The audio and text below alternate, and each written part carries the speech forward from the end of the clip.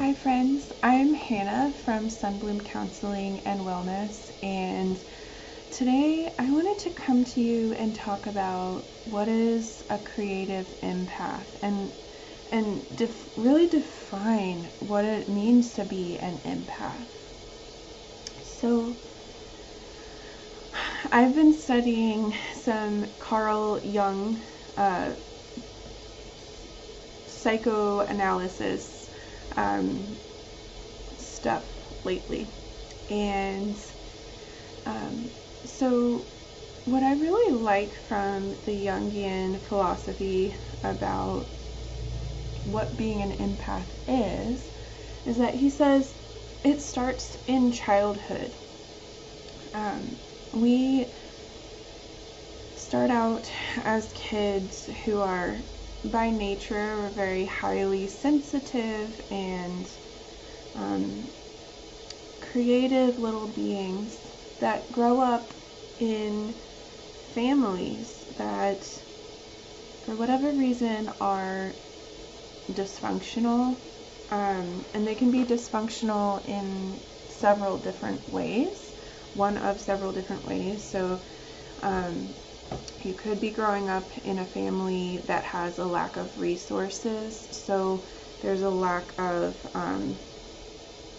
maybe there's a lack of attunement with children because the mom and dad are out working all the time, right? There's that style of just kind of not having that connection and that attunement in the child's formative years.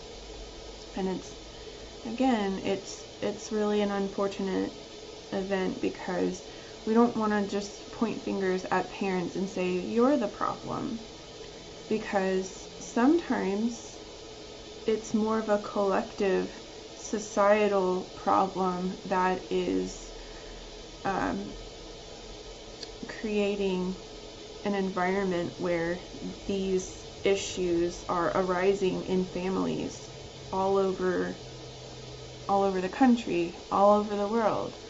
And so it could be a situation where a child is raised in a home where they're not getting the attunement, their attunement and connection needs met. And so what that ends up creating in the child is this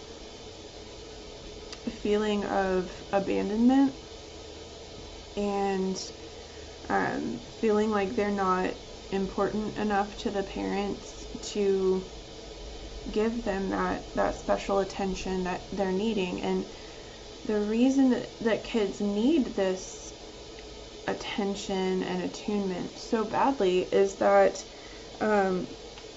this is what helps their neurological networks come together and form millions and millions and millions of connections inside of the child's brain. And the child goes through several critical periods where that connection is really important in order to help establish healthy identity needs, or a healthy sense of self. And when the child does not get that connection, support, love, care poured into them, then they develop a self-identity where they've made these unconscious key decisions about who they are based on kind of like a lack of input, a lack of love, a lack of oxytocin, really. Oxytocin is the love hormone, and that oxytocin is so important throughout the lifespan of the child, and it's still important in adulthood as well. So lack of attunement, lack of connection, and so I want to separate lack of attunement and connection from neglect, because neglect is a kind of an even more severe form of child abuse. So there's a separation there between lack of connection and attunement and full neglect. So, but both of those can lead to the child creating these connections in their mind that they're not important, that they're not loved, they're not supported or nurtured or taken care of. And then there are other ways that the family can be dysfunctional. So there can be substance abuse in the home, there can be addiction in the home, there can be physical abuse and sexual abuse, or other types of violence, like witnessing domestic violence in the home, or witnessing crime happen in or around the family. Maybe there's a parent who spends time in prison, or maybe maybe the child grows up in a unsafe environment or an unsafe neighborhood where they witness bad things going on around the home. Even if they're not happening in the home, they could be happening in the neighborhood or in the community around them. And these can also cause trauma for small children and really impact the way that the child's brain develops, which impacts the way that the child thinks and believes and feels about themselves and their self-identity. One moment. Water break.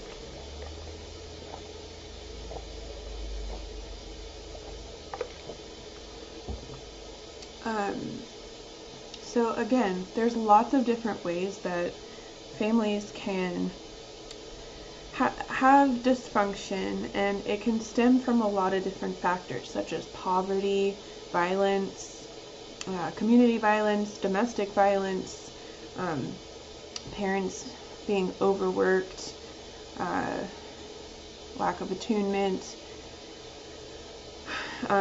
lack of resources to needs, that goes back to poverty, and then other forms of abuse. Some forms of abuse that I haven't mentioned are emotional abuse, psychological abuse and coercion, and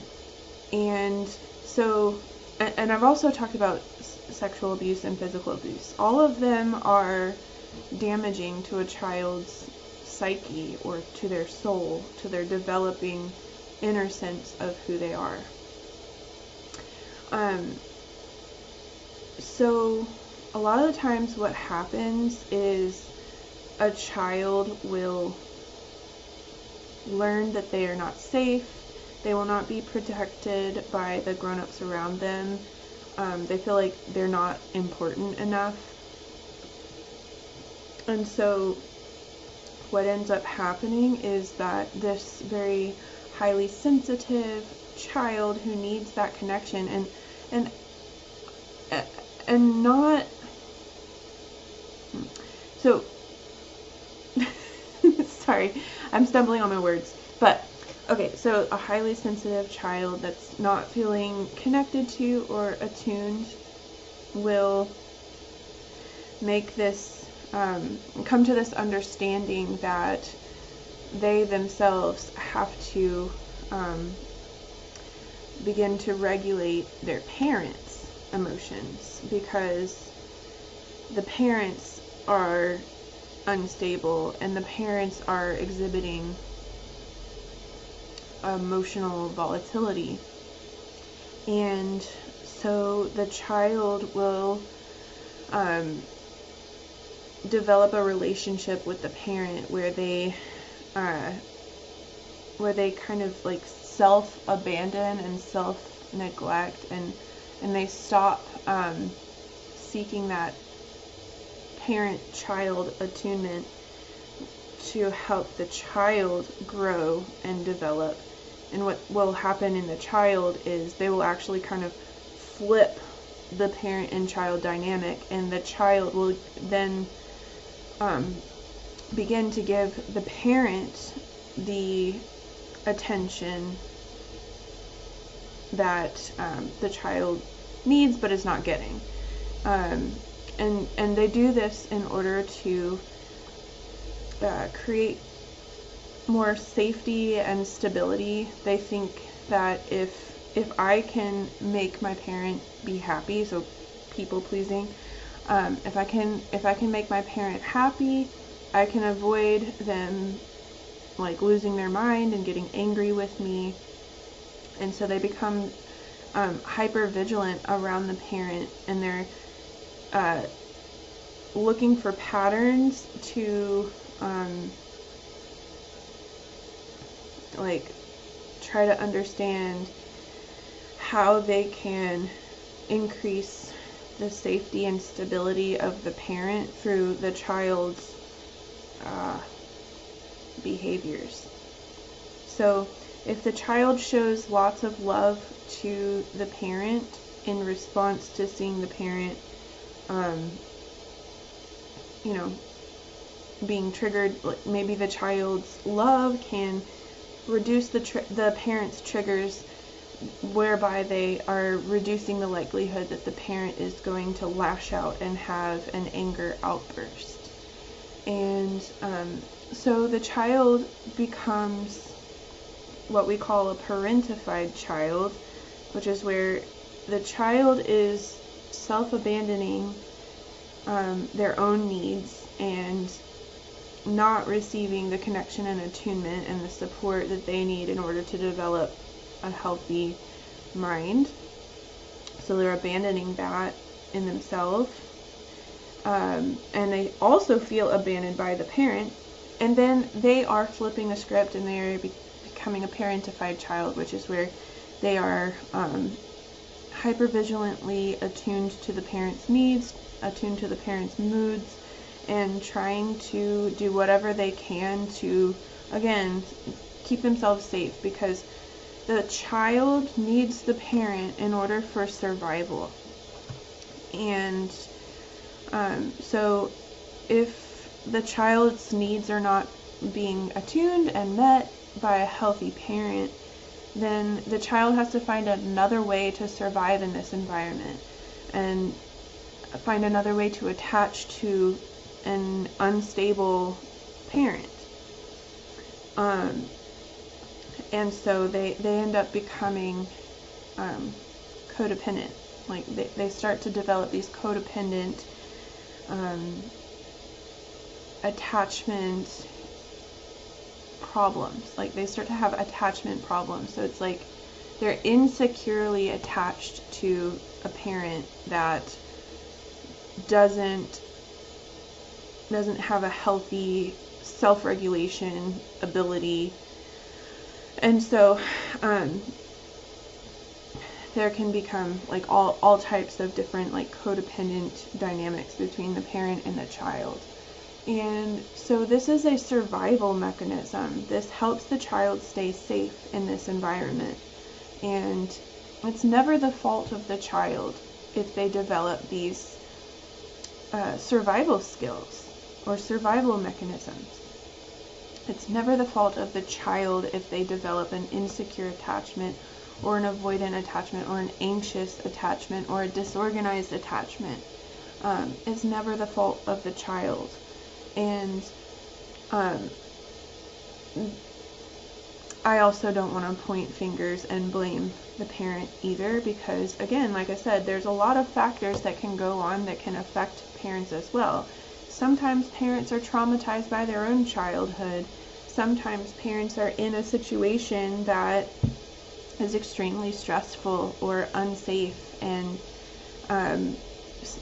most of the time in therapy, as a therapist, I assume that the parent had the best intentions. The parent did the best that they could with their situation for their child.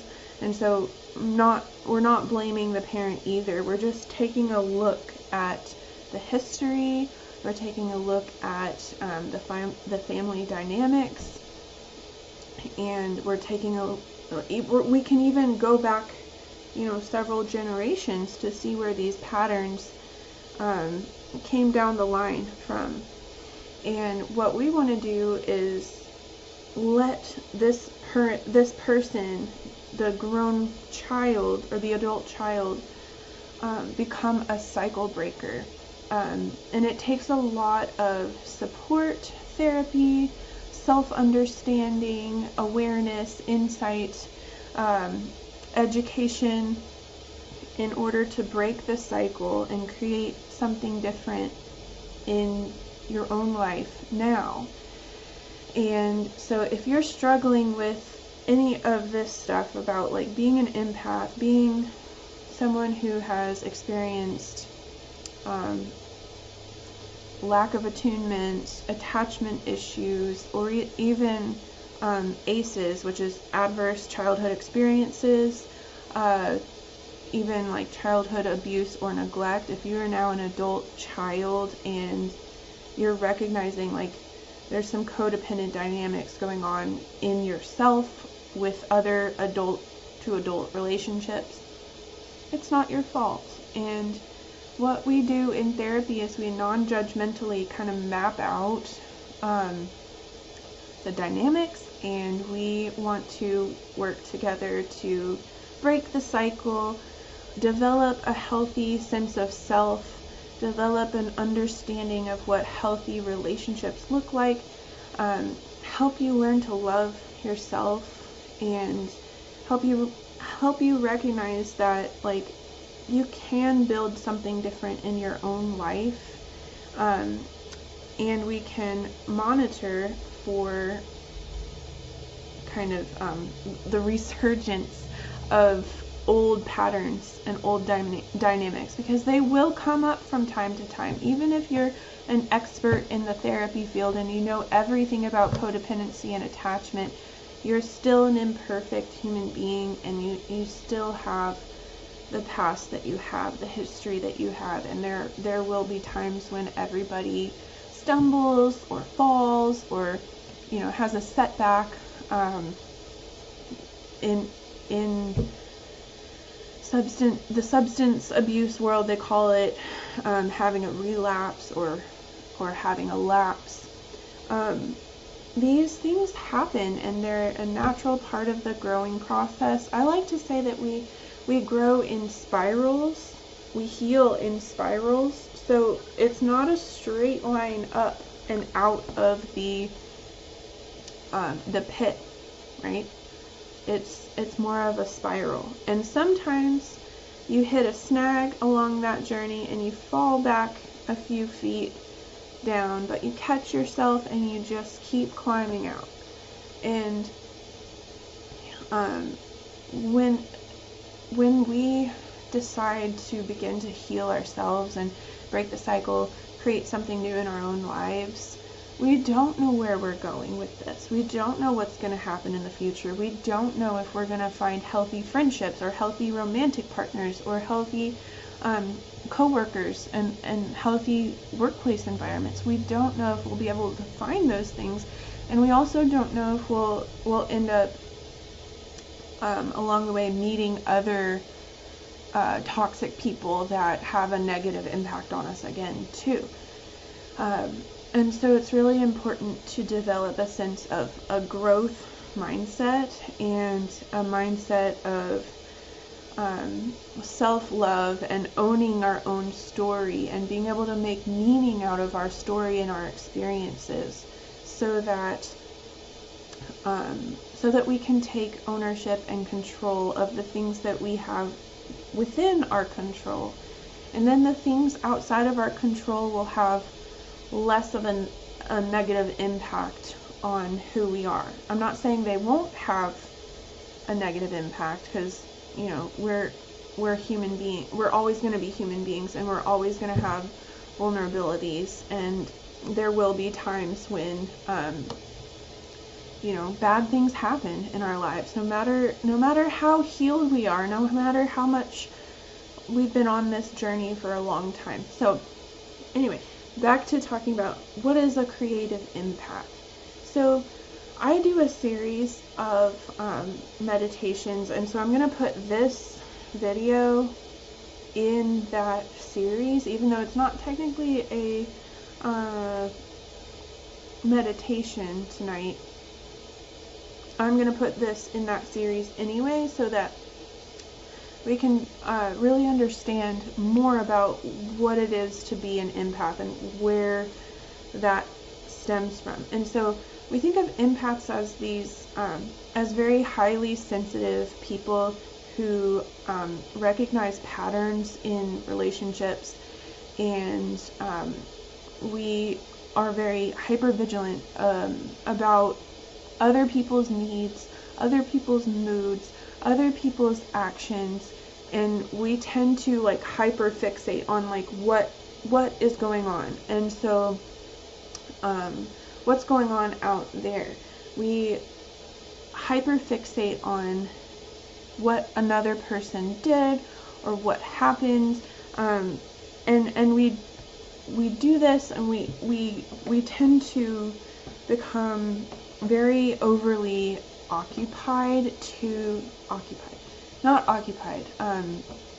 obsessed with kind of like toxic situations that happen to us, and we tend to overthink and overanalyze and maybe even blame ourselves for things that have happened, because that is our inner child's way of relating, right? We learn that in childhood. If I can figure out the pattern here, if I can figure out like what that person's doing, what their mood, like how to predict their mood, how do I work around that person in order to get the outcome that I want out of this relationship or out of this scenario that I'm in, then I'll feel like I have more control. And so we do that by like trying to figure out how we can people please, how we can mask, how we can kind of overly give, overly attach, overly care about somebody, and we let go of our own boundaries, we let go of our own needs, we totally detach from our own lives. We kind of forget, like in a way we kind of forget that we exist, and we hyperly focus on the external, what someone else is doing, what someone else is thinking, what someone else is needing, so that we can again create that sense of safety and security and stability in a situation where we don't feel safe and we don't feel like we're being treated right. So gathering my thoughts, 1 second. So empaths tend to do that. We tend to self-abandon and focus externally to the extent, to a very extreme extent. And so the antidote to that is learning how to self-love, learning how to detach from external situations that we can't control, learning how to set boundaries for ourselves, learning how to recognize healthy relationships versus unhealthy relationships, learning how to recognize when someone is disrespecting us or being unkind or untrue to us in some form or fashion, and learning how to set a boundary around ourselves and return home to ourselves and focusing inward, focusing in on your own thoughts, feelings, needs, desires, goals, dreams, and learning how to push away those situations that have hurt us instead of hyperfixating on things that have hurt us and things that we don't have control over. So, okay, that was a lot longer than I thought it was going to be, but I felt like a lot of it needed to be said. The last thing I want to say is I want to talk about what a creative empath is. So that's kind of like a loving, affectionate term that I like to use to talk about a certain population of people that really struggle with this being being a person who has struggles with codependence, attachment issues, and if you like the term empath, I like the term empath because it's like we're deeply empathetic. We are naturally able to notice how other people are feeling and care about how they're feeling and do what we can to give care to those people. And so I want to reclaim that term of empath. Like, I don't want to think about the term as empath as like empath equals codependent, right? Empaths struggle with codependency, but we can also awaken as empaths, and we can become boundaried empaths. We can become strengthened empaths. We can still be empathic, because I think it's a really beautiful thing to be kind and empathetic and loving and giving, and I don't want to see people become necessarily less of those things in their relationships, but more anchored in who they are, anchored in your own self-identity, anchored in your own boundaries, and then being able to give and love out of the excess of your heart, rather than pouring everything you've got into other people and other relationships.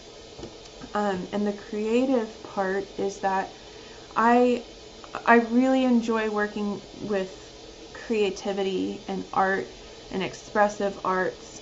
I like to use yoga and mindfulness and painting and drawing and clay and all of those creative healing arts to help people come back into the body and get to know yourself again and create your own version of, like, create you, right? Your identity, your self-worth, your story, your narrative. And we can use so many different styles of creativity and therapy.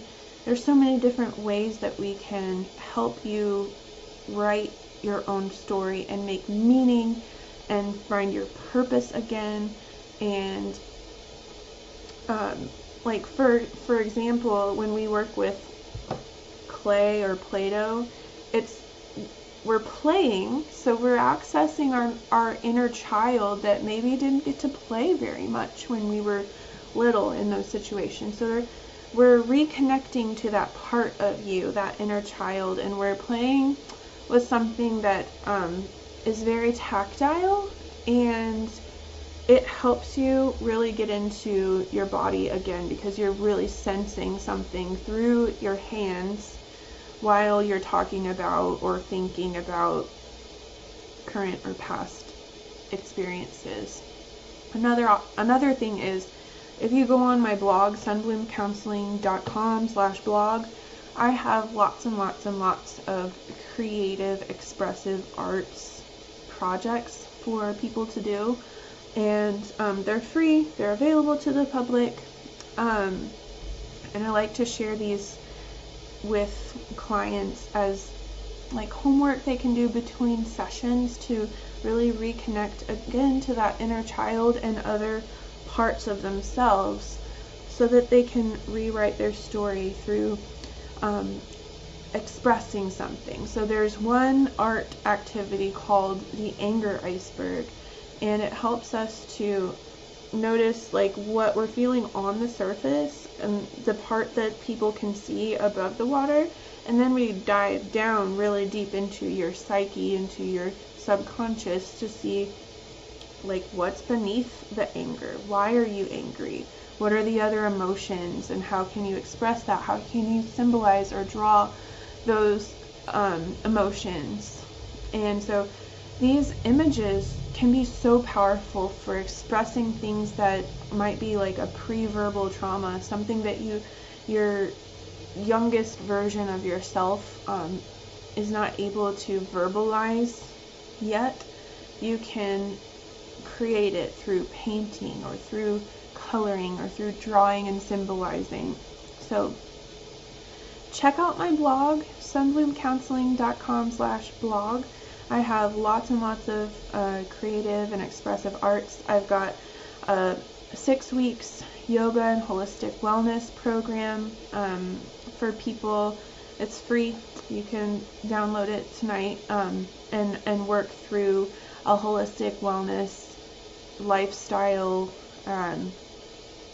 support to help you plan a lifestyle that keeps your mind and body healthy. So yoga is another great expressive art activity because it the breathing and the poses help you feel a lot of sensation throughout your body and your nervous system.